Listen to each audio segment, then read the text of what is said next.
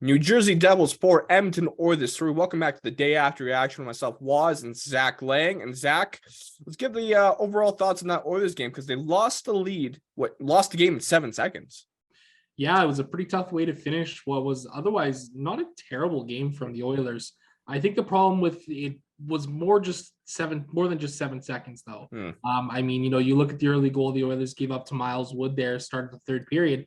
Great play by him to kind of jump on a puck off a face-off and wire it home. And from that point, it really felt like the game shifted in favor of the New Jersey Devils. They're a very good team. They're a very talented team. They're very quick. They're strong defensively. They're strong offensively. They're a really good club. And for the Oilers, yeah, there was a 7 second span where they got a little bit too comfortable, right? And credit where it's due. I mean, Ryan Graves, that was a nice goal by him, right? He was able to split the defense, and he kind of got a bit of a weak shot away. And I'm sure Stuart Skinner would want that one back. And then what happened right after was frankly inexcusable. As much as we can sit here and say, well, that play was on Marcus Niemelainen, and to be frank, he never should have been in that place in the first place. The Oilers just had Evan Bouchard and Brett Kulak out there on the ice. And a minute prior, Darnell Nurse and Cody Ceci had finished their last shift. So, you're 3 minutes left in the game. You need to be putting your best defenseman out there. That's Darnell Nurse and Cody Ceci. I don't think they make the same mistake that Niemelainen does in that situation. So it's easy to sit here and say, yeah, it's Niemelainen and Barry's fault, but at the end of the day, the coach put him in a precarious position, and you look at what happened, right? No, exactly. And it's like I was rewatching that play to see what Niemelainen did wrong because I was at the game and I was kind of sitting on the other side of the ice, right? So I was behind the New Jersey Devils goaltender. So I wasn't really too sure how the goals happened on the other side of the ice. So I had to double check. And sure, it was like kind of Niemelainen kind of puck watching. He could have done better at defending Jesper Bratt, who scored that goal. Yeah. I think the big issue was that like Bratt went wide immediately right off the draw, and Niemelainen bit too hard to the boards. And he opened up this center lane up the ice, and Bratt was able to take advantage of it. I mean, Niemelainen needs to know that he's got to defend the middle of the ice. That's where you always need to defend. If Jesper Bratt wants to go wide on you, that's fine. You let him go wide. But you don't let a guy like that get a free lane up the middle of the ice. And 100% agree with you. And I mean, I felt like Niemelainen in general, I thought he had a good game aside from that last goal. I don't know. I really liked what I saw from him, especially the physicality he brought. Is in the second period, I saw a lot of him. He was right in front of me. And I really enjoyed the presence and element he brought onto the ice for the Oilers. Unfortunately for that, last goal, it's looking like it's his fault, and fair enough. So a learning experience for Marcus Niemelainen, especially at the NHL level. I think he's the type of player who just really needs that NHL experience under his belt, and he'll be more comfortable and know how to read and anticipate situations like that. So, I mean, he's only 24 years old. Just what are your thoughts on Marcus Niemelainen's start to the year with the Oilers? Yeah, I think he's had a decent enough start to the year. I mean, it's tough. I think that the Oilers need to bring in a player to replace him on the back end right now. Like, I don't know if he's the consistency that the Oilers need on that back end right now. We're looking at an Oilers club that's competing for a Stanley Cup this year. Yeah. It's tough for defensemen. It's a lot tougher for defensemen than it is for forwards. You look at a guy like Dylan Holloway up front, for example. He's got, a bunch of other guys out there, 11 other skaters out there that are also forwards that can rotate through the lineup. Well, you have one defenseman of 6, then if they're a really weak link, then that's a weak link that can get exposed pretty regularly. And that's exactly what the Devils did at the end of the game there. They took advantage of, the Oilers' weakest link on the back end. So I think he's been fine. I like the player. I like him as a prospect. I think he's an NHLer.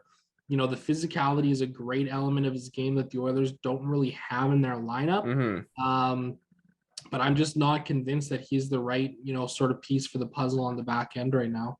No, that's fair to say. And especially with a player, his experience, it does feel like there's a lot of pressure on his shoulders to perform because people look at him as like, oh, he's that physical presence. He's what the Oilers need. But like, he's still 24. Maybe 10 NHL games under his belt, right? So, yeah.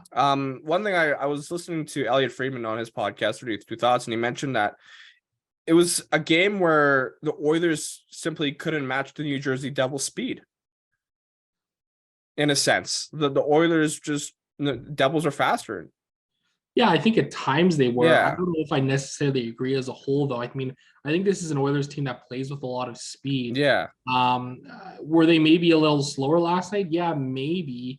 Um, I'm not sure I fully agree with the fact that the Devils are a faster team overall than the Oilers are right now. But the one thing that the Devils do play with is they play with speed. They're a fast paced team, right? They're up and down the ice. They play relatively high event hockey, especially offensively. And yeah, I think there was some times where they were certainly quicker on pucks than the Oilers were. All right, let's get to the 3 takeaways. Starting off with your first takeaway from the game. Connor McDavid continues to rip it up. Yeah. 12th goal in his 11th game last night. He became the second Edmonton Oiler to ever do that. The last person to do it was Wayne Gretzky in 1983-84. Gretzky went on to score 87 goals and 205 points that year. I'm not going to say McDavid's going to do that, but is it out of the realm of possibilities for him to score 50 goals and get 100 assists, be a 150-point player? I think it is. I do. I really think it's in the realm of possibilities. It wouldn't even surprise me to see McDavid hit 60. He's willing himself to do incredible things this year. Yeah, I've seen some comments online that McDavid's looking a bit more. He's passing the puck a little bit less. He is shooting more. I mean, you take that as you will. Is that make him more selfish? I don't know, but he's trying to do his best for the team, and that's what he thinks is best. Second takeaway. My second takeaway is going to be the play of Dylan Holloway, actually. I think he's starting to kind of settle in a little bit on this Oilers lineup. He's got a couple more games under his belt. He had a nice assist last night. The secondary assist on Derek Ryan's goal in the second period there. His play is impressive. I think he's a very good young player. And his play away from the puck is something that I think is really solid as well. I think he does a very good job of battling for pucks and creating space for himself.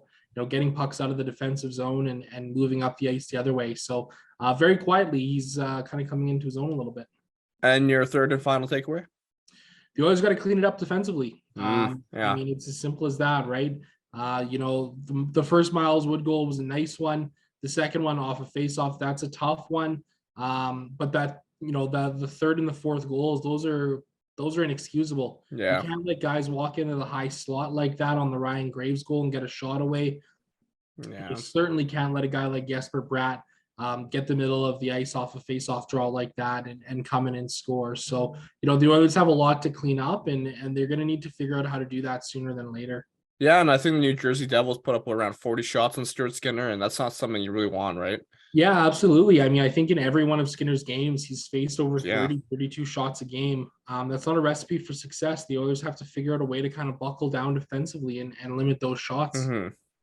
Perfect. Great analysis once again, Zach. And of course, thank you for everyone tuning into the day after reaction. Head to OilersNation.com for more content Oilers related. And don't forget to like, comment, and subscribe. We'll see you next time.